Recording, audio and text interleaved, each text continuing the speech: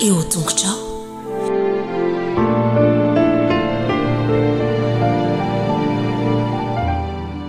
dia tonga eto amin'ny fotoana ifanaovantsika amin'Andriamanitra indray tsika kehitriny a faly miarabanao a ny tenako a tratr'izao sabata maraina vaovao izao indray a ko mba nasanao ary a mba hiaraka hianatra eo a-tongotry Jesosy indray tsika ankehitriny.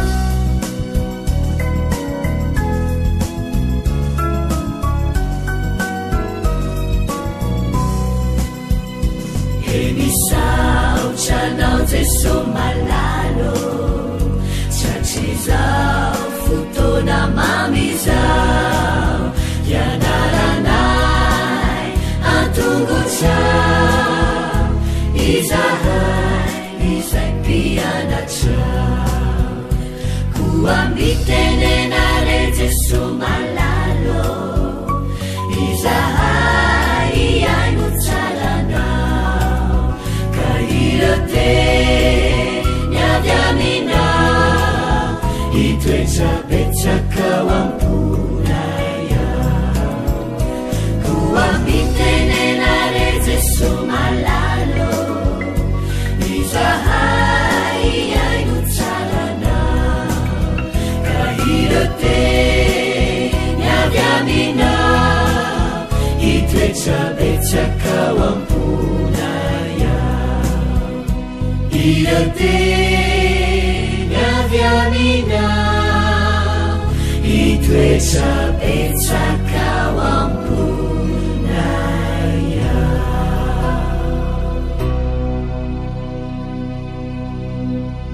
mialoha n'izany rehetra izany ary a dia manasa anao a anotrika ny loha hivavaka isika. Rainay masina tsara indrindra izay any an-danitro, misaotranao lehibe izahay a noho ny fitantananao ny fiainanay tsiraray avy ka tratra izao maraina ny sabata izao indray izahay. Ankehitriny tompo dia mangataka ny fanahinao masina izahay a hanokatra ny vavahady-tsainay tsiraray avy a dia mitenena Jehova o fa miaino izahay. Amin'ny anaranao Jesosy no hamonana ny vavaka. Amen.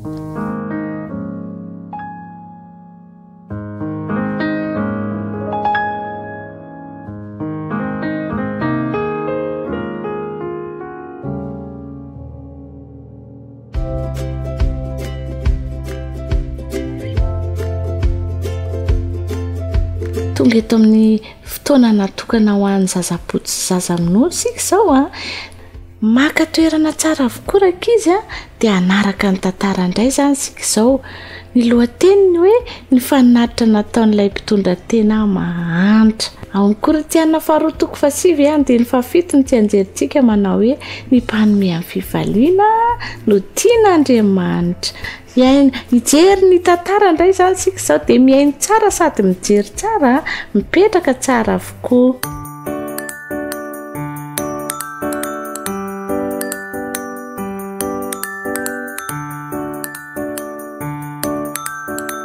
Nipetraka niaraka tamin'ny mpianany tao amin'ny tempolo Jesosy. Nijery ny olona nitondra fanatitra nentiny izy tamin'izany andro izany dia nitondra ny fanatitra teny amin'ny kianjan'ny tempolo ny olona ary nandatsaka an'izany tao amin'ny vata fanatazana fanatitra. Nisy olona manan-karena maro nonina tany Jerosalema. Nipetraka tany amin'ny trano tsara tarehy izy ireo a. Nanao akanjo mihaingo be, nanana sakafo be dia be, ary rehefa avy nalohany ny vola hofany trano tsara tarehy sy ny vidiny akanjo mihaingo be ary ny sakafo tsara no hohaniny izy ireo dia naka kely tamin'ny volany ambiny izany izy hoentiny atao fanatitra any amin'ny tempolo. Miaraka amin'ny akanjony izy ireo tsara indrindra dia nandeha nakany amin'ny tempolo izy ireo.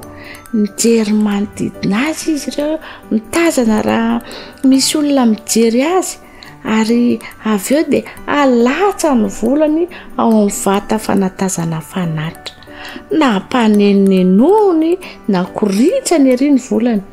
Fa lery izy ireo rehefa mikoritsana mafy ireo volany a. faly ery izy ireo rehefa mitodika ny olona mijery hoe izary zany mitondra vola be zany. Nanantena izy ireo fa ifampibitsibitsika momba azy ny ao ambadika ao ny olona. Hitanao ve ny abetsaky ny fanatitra narotsaka ranona sy ranona? Nahoana? Satria azo antoka fa olona tena manan-karena tokoa izy sady tena malala tanana. Hitan'i Jesosy ireo olona mitondra fanatitra be dia be tany amin'ny tempolo ireo ary fantany fa ny ambony vola avy nitana ny zavatra izay tiany no narotsany mba hoentiny atao fanaty. Fanta fa tsy nisy zavatra nafony izy ireo akory, tsy mba nisy fotoana nanona azy.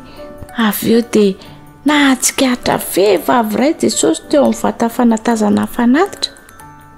Fantary Jesosy fa efa maty ny vadiny ka lasa mpitondra tena io vehivavy io. Imbetsaka izy no tsy nanana sakafo, tsy mba ny akanjo vaovao akory. Mijery manodidina azy ilay vehivavy, sao misy olona mijery azy. Sadaikatra sahirana izy satria fanatitra kely ihany no mba azo ny entiny. Rehefa noheveriny fa tsy misy olona mahita azy tena ndatsaka ny farantsakely roa tao amin'ny fanatazana fanatitra izy ary niala teo aingana. Saingy nahita azy anefa Jesosy. Hitan'ireo farantsakely roa nalatsaka tao anatin'ilay vata fanatazana fanatitra. Hoy Jesosy tamin'ny mpianany, nandatsaka mihoatra ny olona rehetra ity vehivavy mpitondra tena mahantra iny. Nomeny izay rehetra nananana. Izay rehetra nananana ny volany rehetra. Raha nandre ireo teny Jesosy izy dia nisy ranomasim-pifaliana nameny ny masony. Tsy nanambola midy mofo atao sakafo hariva izy, kanefa faly satria nanome fanatitra ho an'Andriamanitra. Na dia kely aza ny fanatitra nataony dia nanome mihoatra noho ireo olona rehetra satria nomeny tamin'ny mpifaliana izany ary noho ny fitiavany an'Andriamanitra.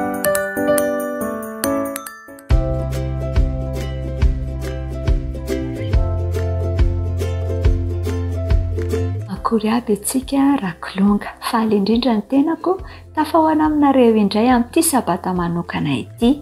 Ny loha efatra amby folo izany no andeha iarahantsika mamerina eto izay manao hoe fanatitra maro.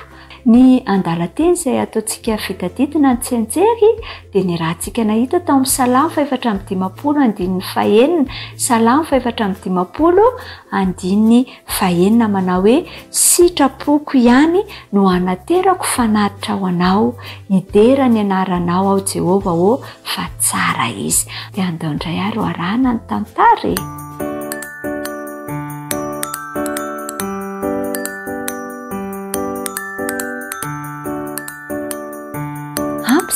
Ampizay, hoy dada ny ome, efa ampy ahy izay ato anatin'ny loviako, ny tsikineny. Ary ahoana ny aminao Jos? Ampy anao ve ny ao anatin'ny lovianao? Ny ome kely Jos, fantany izay tao an-tsaineny, ho an'ny avokoa izay ao anatin'ny loviany, ary mbola hangataka fanampiny izy rakizy. Ary hany azy neny amin'ny filazana fa mihinana tahaka ny soavaly izy. Amin'ny fotoana manao ahoana no ampy ny ampy? Taona maro lasa izay rakizy dia nilaza tamin'ny Israelita i Mosesy, aza mitondra intsony, efa mihoatra noho ny ampy izay ananantsika. Faingana, hoy dada ny antso mafy sady napiditra ny lohany tao anatin'ny trano lahy. Mananafatra lehibe ho lazaina Mosesy. Atsanoneny ary ny zavatra nataony ka noraisiny zazakely. Nanaradia azy Lea, narahan'ireo zandriny lahy Jibeona sy Gersona. Nanampy isa azy ireo koa. Tsy ela taorian'izay ny fianakavian'ny Israelita maro tonga hivory iaino izay lazainy Mosesy izy ireo rakizy. Nitsangany Mosesy dia nandray fitenenana.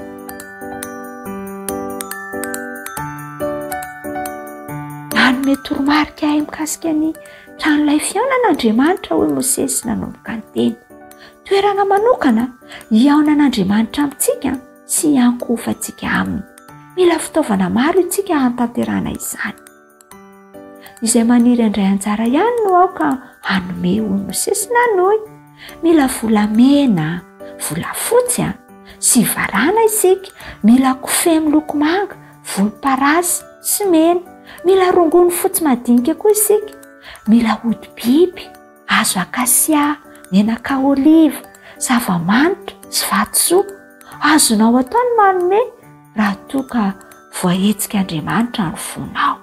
Fanatitra tolotra ho azy io fanomezana omenao eo. Mila olona manana fahaizana manokana amin'ny asa tanana maro karazana ihany koa isika. Hoy indray Mosesy, mpanjaitra sy mpanenina hanampy amin'ny fanomanana ireo fitaovana. Olona mahay miasa volamena, volafotsy sy varahina. Mila olona mahay manao rary vato sy paibato koa isika. Mpanao sikotra sy mpandrafitra hazo, mpanenina volonosy sy rongony fotsy madinika koa ary mpanenina lamba ambaravakana sy fitafiana masina ho an'ny mpisorona. Bezalila avy tamin'ny fokony Joda rakizy sy Holiaba avy tamin'ny fokony Dana no hiandraikitra ny mpiasa sy ny asa rehetra, hoy Mosesy nanoy. Nirotsaka tamin'izy ireo ary ny fanan'Andriamanitra ka nanome azy fahaizana manokana sy fahalalana ary fahafahana mampianatra ny fomba natanterana izany asa izany Andriamanitra. Neny hoy Leana nomboka ny teny tampavitριana. Afaka manampy amin'ny fomba maro isika. Iray amin'ireo mpanjaitra sy mpanenina mahendrindra ne ianao eto amin'ny toerana misy atsika. Azoko atao no mitaiza ny zandrikely ary isika manana fitaratra sy fiogo vita amin'ny varahina, hoy Zibeona. Ary ianao sy neny manana firavaka volamena, hoy Gersona nanapy. Manana kavina sy fetanana volamena izahay, hoy Leana ombikevitra. Nanome fetanana ho fanomezana ho azy ilay namany indrindra tany Egipta. Ny ampitsony io dia nanangona ireo fitaovana tamin'ny mpahazotoana amin'ny mpianakavy. Niaraka izy ireo nitondra izany ho eo amin'ny toerana fanangonana ny fitaovam-panorenana rehetra. Nanomboka ny vangongo ny entana, firavaka volamena, tetsy, volafotsy teroa, lovia baolina varahana sy fitaovana hafa tery lavidavitra tery. Hodim-biby, hazo akasia, volonosy sy rongony fotsy madinika samy nanana ny toerana nametrahany azy avokoa. Tazana tamin'ny toerana rehetra ny fahavitrian'ny olona. Indray andro ary dia nilaza tamin'i Mosesy ireo mpanao trano, tsy mila fitaovana hafa intsony itsika, mihoatra noho ny ampy ny ananantsika izao. Any ka nilaza tamin'ny vahoaka Mosesy rakizy mba hitsahatra ka tsy hanome intsony. Nijanona ny zanak'Israely, tian'izy ireo fantatr'Andriamanitra, tian'izy ireo ihany koa ny hahita ny fahavitan'ny fanorenana ny taperina kely.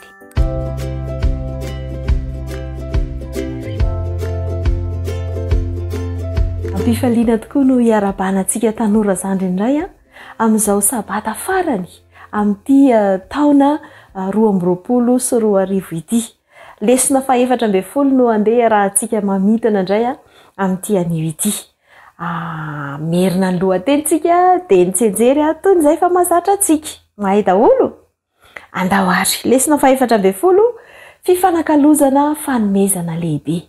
Nisy anankiroa tokoa ny tsy anjerintsika. Tsy anjery voalohany dia inoko fa haintsika tsara mihitsy dia ny jaona toko fahatelo andihy faha-enina ambin'ny folo ndao aloha iarahana ny voalohany hoe fa toy izao ny tiavan'Andriamanitra izao tontolo izao, nomeny ny zanan'ilay tokana mba tsy ho very izay rehetra mino azy fa anana ny fiainana mandrakizay. Ny tsy anjery faharoa dia izay hitantsika ao amin'ny Hebreo toko fahatelo ambin'ny folo andiny fahadimy ambin'ny folo dia andao indray ary iarahana. Koa aoka isika hanatitra ny fanatim-piderana amin'ny alalany ho an'Andriamanitra mandrakariva dia ny vokatry ny molotra izay manaiky ny anarany. Zay tsenjerintsika anankiroa izy. Ary ao anatin'izay tsenjery izay dia nahitantsika sahady ilay fifanakalozana. Rehefa tonga tokoa ny faran'ny taona toy izao dia ny mandray fanomezana ny zavatra mahafinaritra antsika indrindra. Inona indray izao no azoko? Inona indray izany izao ny fanomezana omena? de samy mamisa visy eo. Ny sasany moa de tena mikomandy mihitsy. Fa mifanontaniana mipetraka de hoe inona re mba fanomezana omenao sa falany mandray foana? Tena tsara ny mandray kanefa ny tenin'Andriamanitra de mampianatra antsika ihany koa fa ilaina ny fifanakalozana. Ilaina ihany koa ny maninona zany? Ny manome, ary izay mihitsy no ny anarantsika nandritry ny herinandro. Hitantsika fa Andriamanitra ilay tena tiantsika de nanolotra ny fanomezana izay tsy voavidiny zao tontolo zao, izay mety ho sarobidy indrindra eto amin'ity fiainana ity, no natolony de niain'ilay zanany lahatokana mba hitondra famonjena ho antsika. Izay ny fanomezana nomen'Andriamanitra, ary ny tsara indrindra no nomeny ho antsika. De rehefa mandray fanomezana, raha ohatra ka tianao ny mpanome, de inona zavatra ataonao matetika? Te hanolotra ihany koa izay indrindra. Ary raha hanolotra ihany, de inona re no azo atolotra ho takalo izany fanomezana lehibe izay omen'Andriamanitra izany? Efa ny anarantsika izay indrindra tao anatin'ny lohahevitra fa ny fiainantsika, ny fontsika no ilain'Andriamanitra atolotra azy. Omena azy isan'andro izany, tsy indray mandeha fotsiny, fa isan'andro ary ovainy izany omendrika ho azy. Izay ny antolon'ilay tsy anjery faharoa, de ilay fanomezana tokony atolotritsika ho an'Andriamanitra. Izay no mahatonga an'ilay hoe fifanakalozana fanomezana lehibe. Tianao ve ny manolotra ho an'Andriamanitra no ny fankasitrahanao azy ny amin'ny fanomezana tsara indrindra izay natolony anao? Inona no atolonao azy? Tapao ny hevitrao. Fa ny lohahevitra ny anarantsika nandritry ny herinandro de nanampy antsika hahafantatra fa ny fanomezana lehibe indrindra nomen'Andriamanitra de Jesosy Kristy mba azahoantsika famonjena, ary manampy antsika ihany koa ny lesona mba hahatonga antsika hanolotra ny fiainantsika manontolo mihitsy ho azy, ary ny fidianantsika ny fiainana ao amin'Andriamanitra. Rehefa manolotra tokoa mantsy isika ka mandray an' Jesosy ilay zanak'Andriamanitra, de amboarin'Andriamanitra ho tonga zanany lahy sy zanany vavy, ka tonga piraita-po rahavavy, anabavy sy rahalahin'i Kristy tsika. Tsy tianareo ve zany? Mbola fanomezana tsara indrindra ihany koa zany. Zay ary ny amin'ny lohahevitra iny de mirary soa antsika, mazotoa manolotra ny tenantsika, mazotoa ihany koa mizara fanomezana, mizara mamindrindra amin'izao fiafaran'ny taona izao. De mirary soa ny tanora zandriny, mandra-piona indray ary.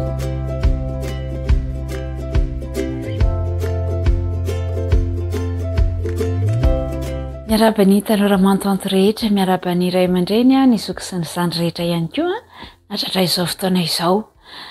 Amerina ny lesona fa 7 izay ny anarantsika tao anatin'ny herinandro isika, izay miresaka indrindra ny amin'ny fiverenan'i Jesosy fandroany. Ny tsenjery de ndao iarahantsika mamerina ao amin'ny Jaona 7:7 ka hatramin'ny 7. Aza malahelo ny fonareo, minoa an'Andriamanitra ary minoa koa. Ao an-tranony raiko misy fitoerana maro. Raha tsy izany dia efa nilaza taminareo aho fa andeha hamboatra fitoerana ho anareo aho. Ary raha andeha hamboatra fitoerana ho anareo aho dia ho avy indray ka handray anareo any amiko ka izay hitoerako no hitoeranareo koa. Mino fa hain-drehetra izay tsy anjery izay. Ny fiavian'i Kristy fandroany no fanantenana lehibe ny fiangonana amin'izao avanim-potoana izao, ary faratambon'ny filazantsara izany fiverenan'i Kristy fandroany izany. Ho ara-baky teny izany fiverenana izany ny maso rehetra no ahitan'izany fiverenana izany. Tsy nilaza daty na fotoana mazava nefa Andriamanitra raha nilazany amin'ny fiverenan'i Jesosy, fa ny teny kosa izy hoe miomana ianareo fa amin'ny andro na amin'ny fotoana izay tsy ampoizinareo no hiavian'ny zanak'olona. Miandro mandrakariva, izay zany no tokony ho ataontsika. Tamin'ny taona 1770 dia nisy sambo anankiray niainga tao Angletera namakivaky kontinanta ary anao fikaroana izy ireo tany amin'ny tendron-tany avaratra na tany amin'ny pôly nord zany. Rehefa nandeha nefa izy ireo dia nisedra olana satria mafy be ny fivainganan'ny ranomandry ka vaky ny sampo tamin'izay fotoana izay ary de namonjy ny ainy ireto mpikaroka ireto ary tojo nosy anankiray izay antsoina hoe nosy elefanta. Tamin'izay indrindra de tsy maintsy mitady vonjy hafa nefa izy ireto satria tsy afaka hijanonao mandritra ny fotoana maharitra izy ireo. De lasa ilay tatsambo anankiray miaraka tamin'ny olona vitsivitsy nandeha nitady nosy hafa izay mba afaka hamonjy azy. De tany amin'ny 300 kilometatra no nahita nosy anankiray izy ireo izay tao amin'ny nosy Sud Georgiane nisy an'izay ary nitady vonjy tao amin'ireo mponina tao izy ireo mba hanavotra ireo ekipa izay tavajanona tao amin'ny nosy elefant. Nalefa ny famonjena ary famonjena voany. Nalefa ny voalohany kanefa tsy nahomby zany satria tsy tafaverina tao amin'ilay nosy kely izy ireo. Nalefa ny fanondrony, nalefa ny fanotelony. Tamin'ny fanefany vao afaka namakivaky ny bolongan-dranomandry ireto ekipa ireto ary tafaverina somatsara tany amin'ilay nosy elefanta. Rehefa tafaverina izy ireo de efa nieritreritra ilay mpiatsambo anankiray izay nitady vonjy hoe mety efa maty daholo angamba ireo izay rehetra niaraka taminy satria naharitra ela de ela ny fotoana izay nitadiavana vonjy. Gaga nefa izy rehefa tonga tao amin'ilay toerana fa mbola velona avokoa ny rehetra ary salama tsara avokoa. Rehefa nijerena hoe inona no anton'izany de izao ilay lehilahy izay nofidiana mba hitarika an'ireto olon'ireto no nanana ny tsiambaratelo. Tsy inona zany fa ny fanantenana. Nampanantena mandrakariva an'ireto namana ireto izy ireto olona izay tavela tao ireo fa mety androany no avy ny sefony ka manana fanantenana miomana ianareo fa androany izy no avy. Ary isan'andro de nampanantena mandrakariva sa mety ho amin'io andro io no iavin'ny famonjenan'izy ireo. De nanantena mandrakariva ihany koa ireto olona ireto ary de salama hatrany sy vonina hatrany ho amin'ilay famonjena izay ho avy. De toy izany ihany koa ny fotoana izay andrasantsika ny Kristy. Mety tsy fantatsika ny fotoana, tsy fantatsika mazava kanefa isan'andro de mila miomana isika ary mila vonina isan'andro sao de ho an'io no fotoana iavin'ny Kristy mba handraisany antsika ho any amin'ny fiainana mandrakizay. Ny zavatra tokony ataontsika de izao hoe andao ilaza amin'ny hafa. So de mbola misy namanao tsy mahafantatra hoe ho avy Kristy ka andao ampahafantarina izy ireny fa ho avy tokoa Kristy handray antsika ho any amin'ny fiainana mandrakizay. Hatramin'ny niaingan'ny Kristy teto tany raha niakatra izy ka nijery azy ireo mpianatra de niverina ny anjely tamin'izay fotoana izay ary nilaza tamin'ireto mpianatra reto fa i Jesosy izay niakatra iny de ho avy tsy ho ela. Hatramin'izany fotoana izany nefa niandry ireo olona ireo. Maika moa fa amin'izao vanim-potoana efa miseho avokoa ny famantarana rehetra izay hitantsika ao amin'ny Matteo 4:20 de tokony ho vonina ny rehetra ary amboatra ny fiainany, anova ny fiainany. Raha toa ianao ka varimbariana teo aloha de aoko amin'izao anio izao ho vonina fa tsy ho ela intsony de ho avy Jesosy handray antsika rehetrarehetra izao. Tsy mitondra izay tsy vonina Kristy fa ireo izay vonina sy niandry ihany no entiny miaraka aminy amin'izay fotoana izay. Angatao Andriamanitra mba hanampy anao mba hiomana amin'izany fiaviany tsy ho ela izany de hanararoatra ihany koa ny fotoana rehetra mba hahafahanao ho vonina sy hahafahan'ny namanao ho vonina ihany koa amin'izay fotoana lehibe sy manetriketrika izay. De mirary soa ny tanora mantoanto rehetra de mirary antsika andy taona vaovao indray ary. Samitahin'Andriamanitra veloma daholo.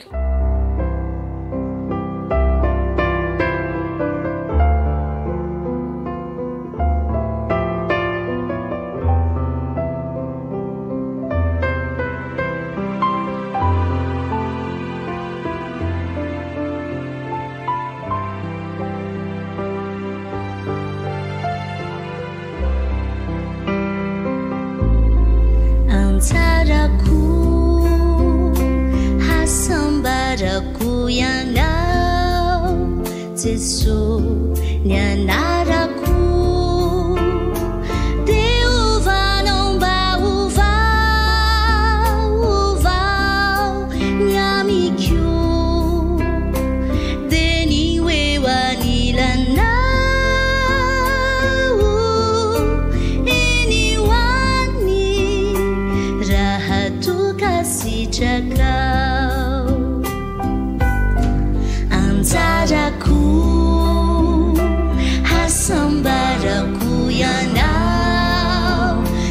so nianarako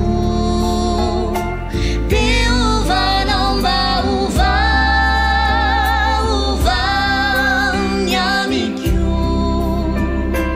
de ny hoe hoaniranao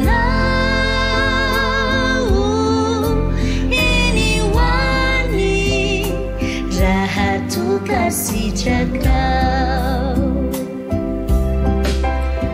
tsy ety antany any no pilazako an'izany fa ito iany ankoatra eny foko faly loatra nyamiko de ny hoe hoaniranao eny hoany raha toka sitrakao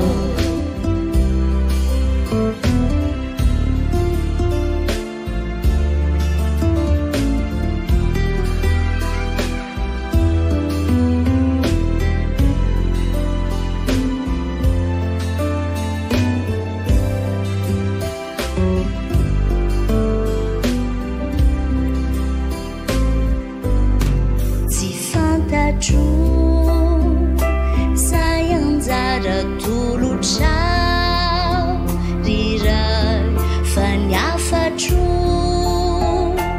teny anjarako mandraky izay no ery komba tsy hoadinonao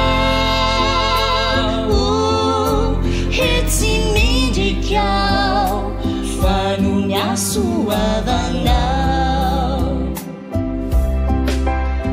tsy ety antany any no pilazako an'izany fa ito iany ankoatra eny foko faly loatra nyamiko de ny hoe hoaniranao eny hoany raha toka sitrakao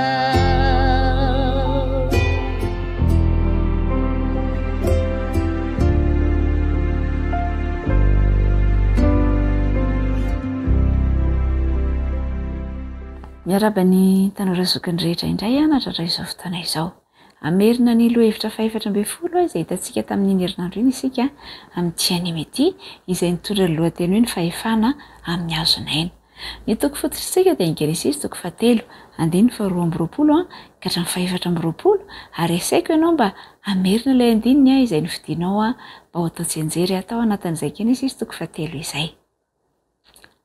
Rehefa izay dia andeha hojerentsika hoe inona tokoa moa ny zavatra nianarantsika ary tao anatin'iny herinandro iny.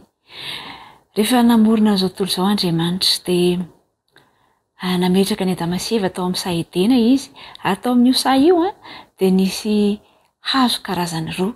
Nisy ny hazonaina ary nisy ny hazo fahalalana ny tsara sy ny ratsy. Ny hazo fahalalana ny tsara sy ny ratsy raha nohanina dia mitondra fahafatesana ary ny hazonaina kosa dia mitondra fiainana mandrakizay. Ny nampalahelo anefa dia nifidy ilay hazo izay nandrarana i Adama sy Eva ary nivoaka ny didim-pitsarana tamin'izay fotoana izay fa vovoka nangalananao ary iverina ho amin'ny vovoka indray ianao. Izany hoe navesatra tena vesatra izany didim-pitsarana izany kanefa izay no nizorany Adama sy Eva tamin'izay fotoana izay.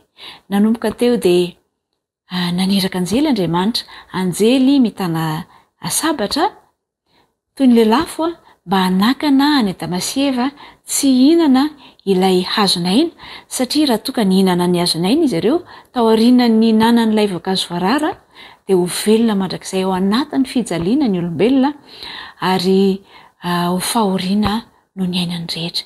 Teto izany dia voapirofo fa tsy nanana toetra voajanahary tsy mety maty ny olombelona. Fa satria raha nanana toetra voajanahary tsy mety maty ny olombelona dia tsy ho naniraka anjely velively Andriamanitra mba hisakana ny Adama sy Eva tsy hinana ilay azonaina. Fony namorona ny olombelona Andriamanitra dia tao anatin'ny tontolo tonga lafatra amin'ny namoronany azy.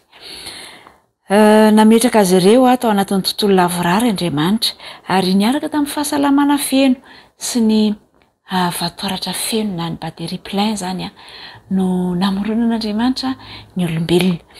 Rehefa lavo izy ireo dia niena ny vatoaratra na ny batterie zany.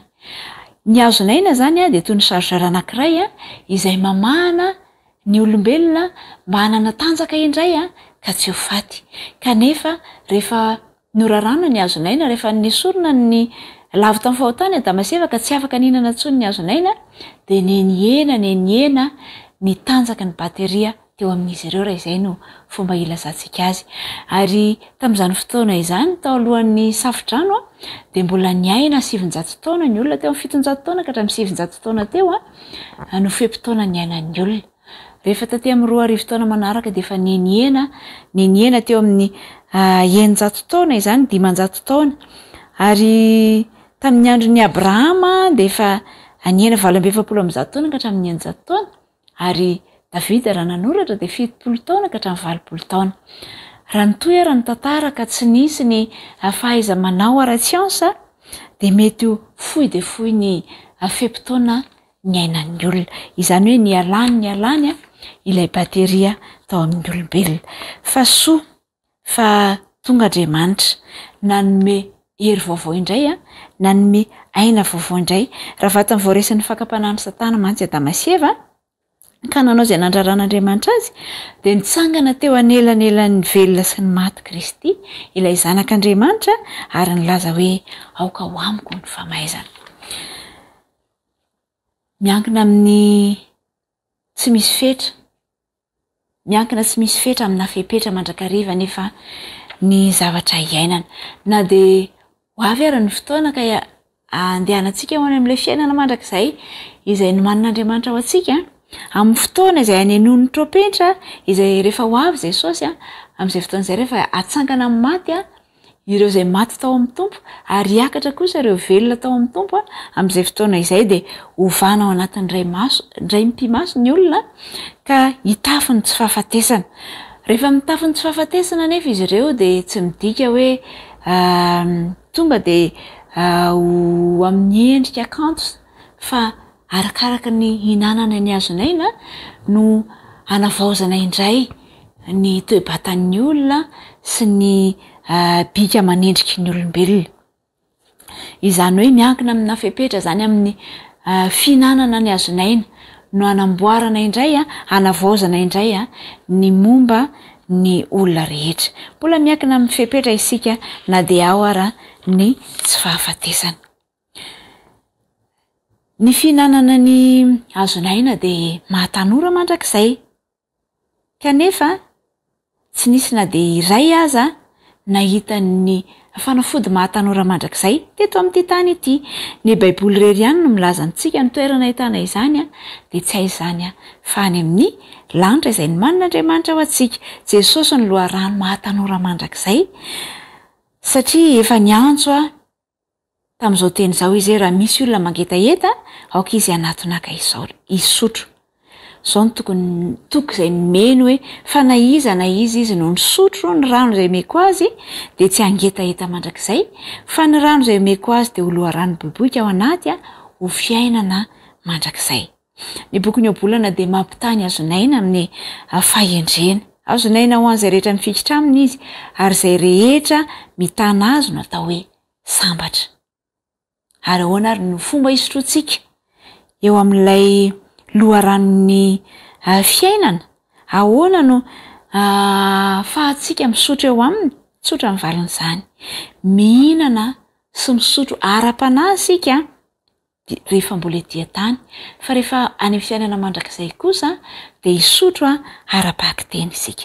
Raha hipetraka amin'ny Kristy isika rehefa ho avy izy any amin'ilay Jerosalema vaovao izay omaniny ho antsika ary hinana amin'ilay tena azonaina sy hisotro amin'ny rano avy amin'ny seza fiandrian'Andriamanitra isika araka ny voalazan'ny Apokalipsy 2:20-7.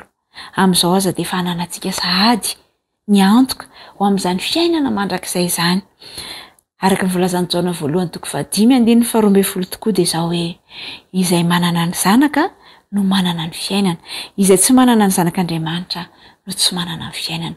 Dia ny ankehitriny ary dia ndao isika hisotra amin'ny Kristy, hianatra ny tenin'ny Kristy, misotra ra-panasa sika dia ny amin'izao fotoana izao tamaso toa ary misotro ary homano ilay fiainana mandrakizay dia azo ny fiainana mandrakizay izany isika rehetra izao ka afaka hihinana amin'ilay hazonaina izay nisy tany Edena tamin'izany vanim-potoana izany ary hitondra fiainana mandrakizay sy hery vaovao indray ho antsika rehetra. Dia samy tain'Andriamanitra ary mirary antsika rehetra andia ahazo ny taona vaovao indray izay hodiavintsika ao aorianao. Dia samy tain'Andriamanitra tompoko.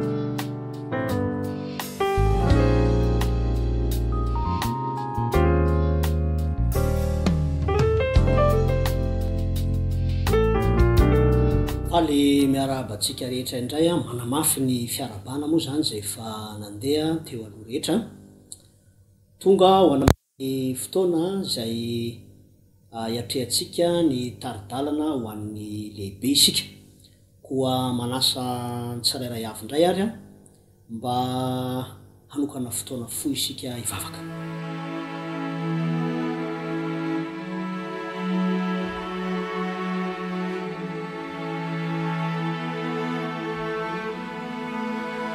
Ohatranao hatrany zay tompo ny amin'ny fahafahanay mbola mandray ny teninao ary andray ihany koa ny taridalana hitondra fanantenana mandrakariva miorina amin'ny alalan'ny teninao dia ataovy tsapanay hatrany ny fanatrehanao mandritra izao fotoana izao amin'ny anaran'i Jesosy Kristy.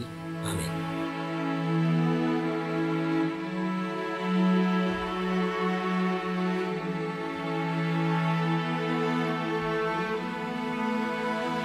Efa fantatsika moa fa nandritra iny telo volana iny dia ny fahafatesana sy ny fiainana mandrakizay no loha hevitra izay niarahantsika teto na hitantsika indrindra makasika ireo fanazavana ara-tsoratra masina ny tokony hatakarantsika ny amin'izany fiseho ny fahafatesana izany eto amin'ity tontolo zay mbola iandrasantsika ny fiavian'i Kristy ity. Fa ity lesona izay entina amintsika androany ity famitinana moa zany dia hampiorina hatrany hatrany mihoatra noho ny tamin'ny lasa ilay fanantenana lehibe izay na eo aza izany rehetra izany dia ny toejahatra amin'ny famafao isan-karazany eto amin'ity tontolo ity mety ho tongatra any amin'ny fahafatesana.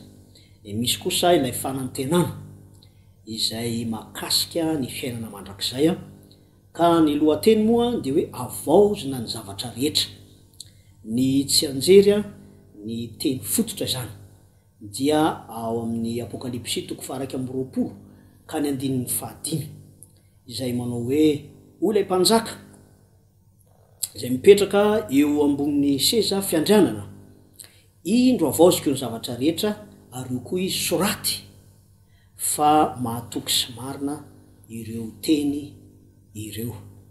Ity fomba entin'Andriamanitra manavao ny zavatra rehetra ity dia ambara amintsika fotsiny fa tsy fantatsika amin'ny tsipiriany satria asan'Andriamanitra izy ity fa ny zavatra efa azo antoka aloha dia zao manana izay no manan'Andriamanitra ho antsika izy ary efa nilazainy tamintsika izany. Eo amin'ny sehatra finoana dia misy ireo izay mampiorina ny finoany sy ny fahalalany eo amin'ny antsoina hoe filozofia grika araky ny taridalana zay nomenatsika nandritra ity herinandro ity fotokevitra ity de miorina amin'ny fiheverana fa ny zavatra iray rehefa manomboka tsapaitanana de ratsy izy zay ary arakaraky ny tsy afahana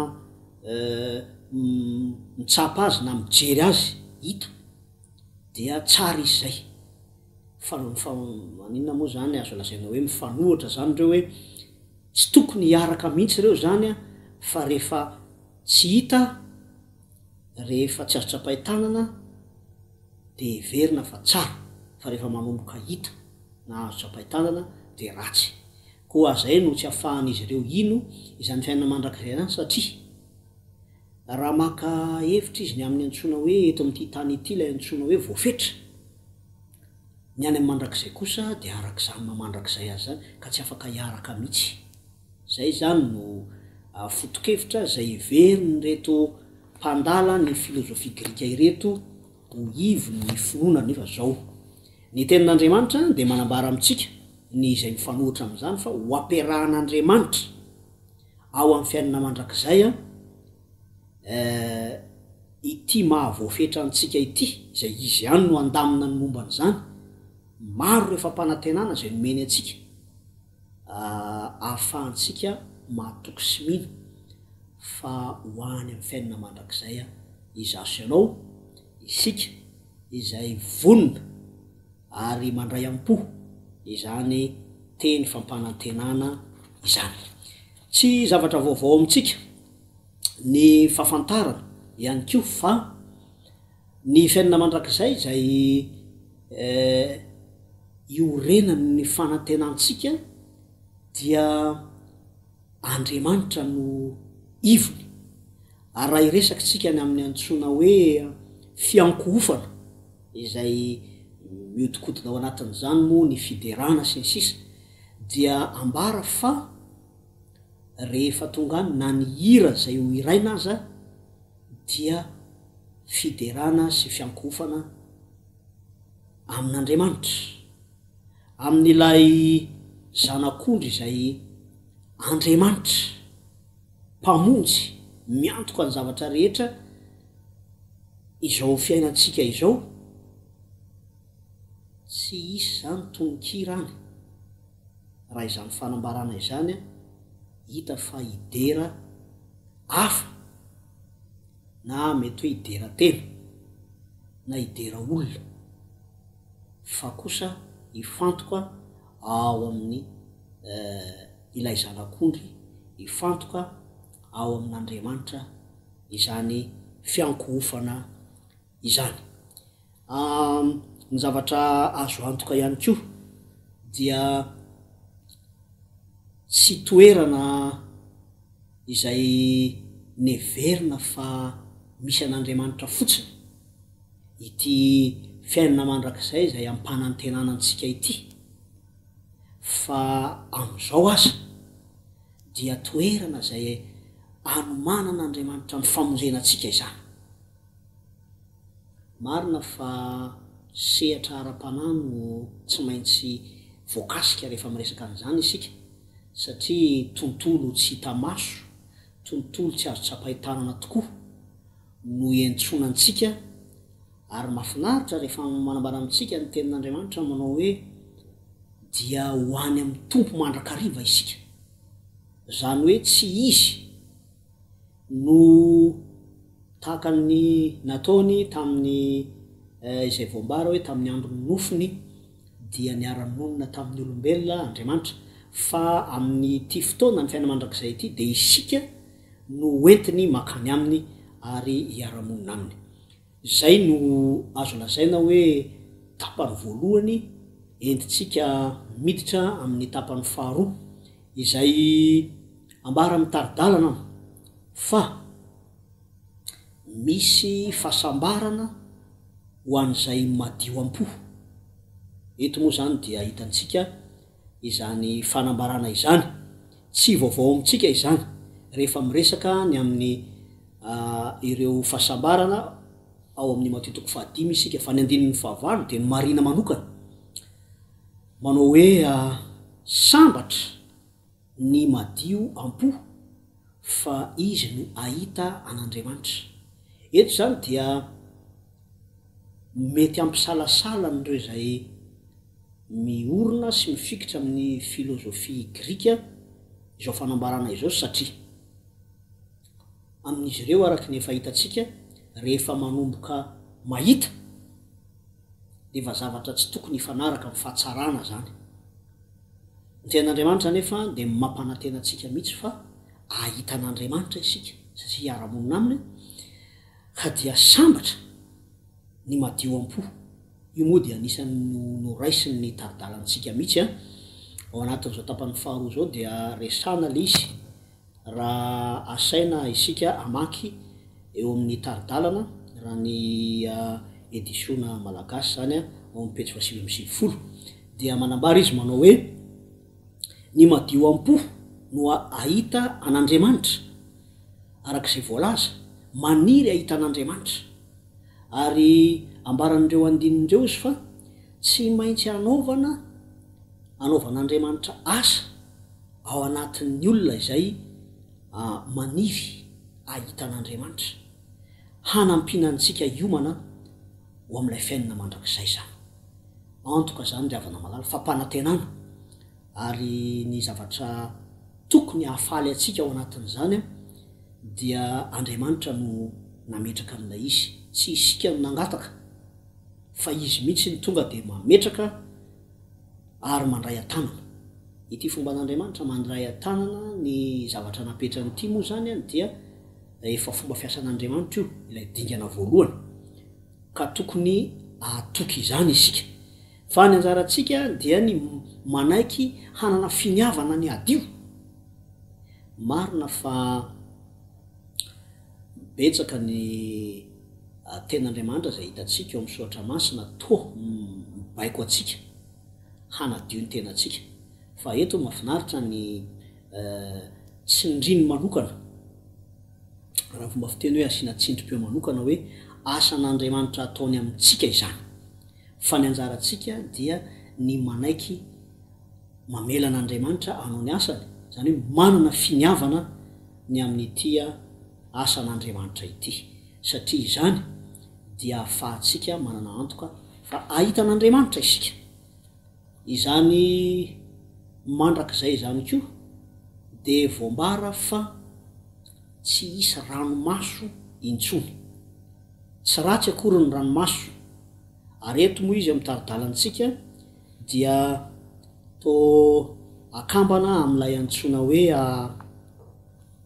fitadidiana sy ny hoe very le fitadidiana ve. Misy tokoa mantsy olona nilaza manao hoe zany fiainana mandrakizay zany ve zany de tsy afaka intsony ahafahana mahatsiaro zay zavatra mba nafinaritra tetỳ an-tany. Ny taridalana dia manome karazana lalatsaina.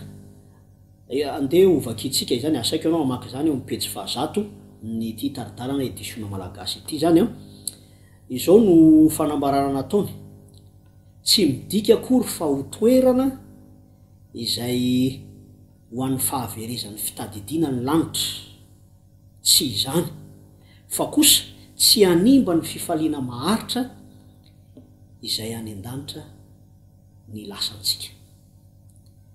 Mampieritreritra zany anjarantsika fotsiny ny manana fanantenana fa Andriamanitra no hametraka n'izany fiainana mandrakizay zany ny any an-danitra mba ho toerana izay sambatra. Ary na niendrikendriky ny fahasambarana amin'izany fotoana zany aza de tsy ho takatra sy tsy ho tsapatsika amin'ny alalan'ny fahasambarana zay aranantsika eto amin'ity tontolo voafetra ity, fa mipetraka hatrany ny fanontaniana rehefa misy ny toy zany hoe mino izany va ianao. Mivantana amiko sy amintsika tsirairay avy izany fanontaniana izany. Ary ny tapany farany sady ao anatin'izao famitinana ny lesona izao dia mitaona atsika amin'ilay fanambarana izay ilazan'ny lohateny manao hoe anarana eo amin'ny andrina andro zanak'andriamanitra tsiraray avy hoy izy vakinao amin'ny pejy fa 100 nyty taridalana ity natalohan'ny azo fijaliana fantatsika tsara raha fa miresaky tsika hoe azo fijaliana de tsy ilay hazo nytiatsika ambara am'izany a fa Kristy sy ny sorona nataony natalohan'io sorona io zany nataty aoriana de tamin'ny alalan'ny finoana mandrakariva fa tsy amin'ny alalan'ny asantsika no ahazahoana famonjena na de fanehoana ny famonjenantsika aza ny asantsika fanandramana io fa anjaratsika ny mahalala amafisina moa zany eo anatin'ny taridalana ny romanina 4 ka ny 9 hoe Abrahama nino an'Andriamanitra dia ny saina ho famarinana zany mamintina zany ny taridalantsika eto fa izany rehetra izany izay nampanantenainantsika dia tsy miankina amin'ny hoe zao no amaritatsika azy amin'ny ataotsika fa efa nomanin'Andriamanitra io efa narindran'Andriamanitra araka izay tokony ho izy io ary izy mihitsy no mandray an-tanana toy izay nataony tamin'ny Abrahama asaina isika anamafy ny famakinany ny toko iny ahita fa mipetrapetraka tsara ny fanazavany ao makasika ny famonjena amin'ny alalan'ny fanoharana izay noraisina tamin'ny fanandramany Abrahama araka zany aza ozy dia azontsika atao ny mahazo antoka ny amin'ny famonjena raha manaiky any Kristy isika ary raha miantehitra tanteraka amin'ny famendreny fa tsy amin'ny zavatra hafa ary ao anatin'izany zay mety hoiveritsika fa famendreantsika amin'ny mahampivavaka atsika manko de efa manana an'io fahazarana io tsika matanjaka be tsika zany eo fanaovan-javatra tsisy maharatsy an'izany satria eto amin'ny tontolo mbola voafetra isika fa ny tsara indrindra zay vitatsika dia ilantsika mba hianteherana amin'ny famendrehan'ny Kristy koa ny fanirina ao anatin'izay famitinana ny lesona izay dia hitombo ny fiorenany fanantenantsika am'izay ataon'Andriamanitra ho atsika ary eto moa izy de milaza manao hoe zany ary no hevitry ny hoe manana ny anarany voasoratra eo amin'ny androtsika ary efa voasoratra eo amin'ny androtsika izany ankehitriny de tsy miodina amin'Andriamanitra intsony isika ary voasoratra ihany koa zany any amin'ny lanitra vaovao sy ny tany vaovao Andriamanitra ny no ametraka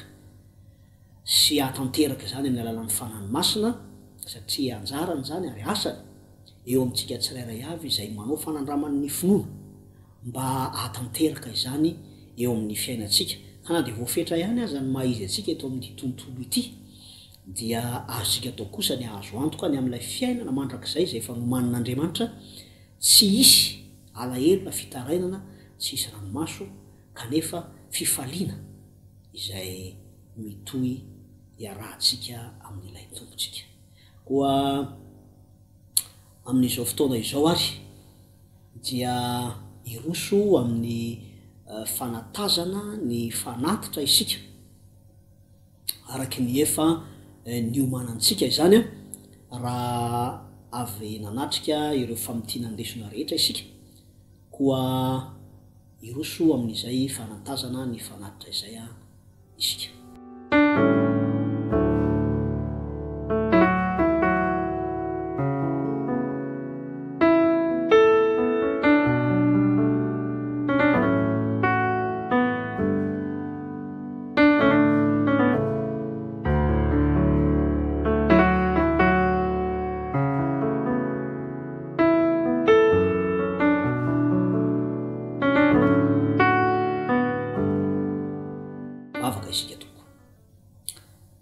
tsy mitsahatra misaotranao zay ray tsara indrindra zay any an-danitro satria sitrakay tokoa ny mba hitombo fanandramana manokana iarahana aminao ny fahazaonantoka ny amin'ny ho avy izay miainga avy any aminao sy izay nataonao ho anay tsirairay avy fa mampianaranay hatrany mba amelanao hiasa eo amin'ny fiainanay ary matoky zay tompo fa izay rehetra efa nampanantenainao de ho to satria ianao no milaza izany.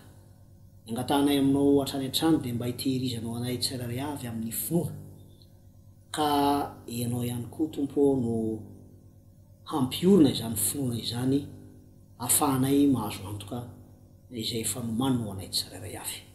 Petraka eo am-pelantananao no momba anay ary tonoana ny vavako amin'ny anaran'i Jesosy Kristy. Amen.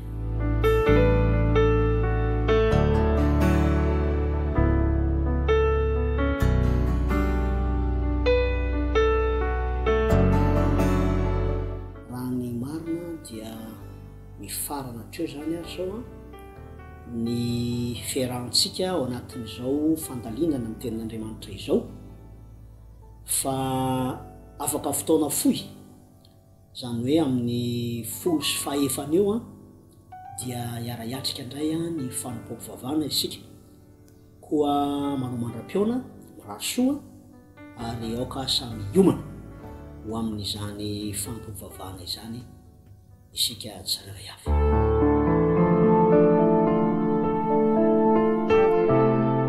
Mianatra eo tongotrao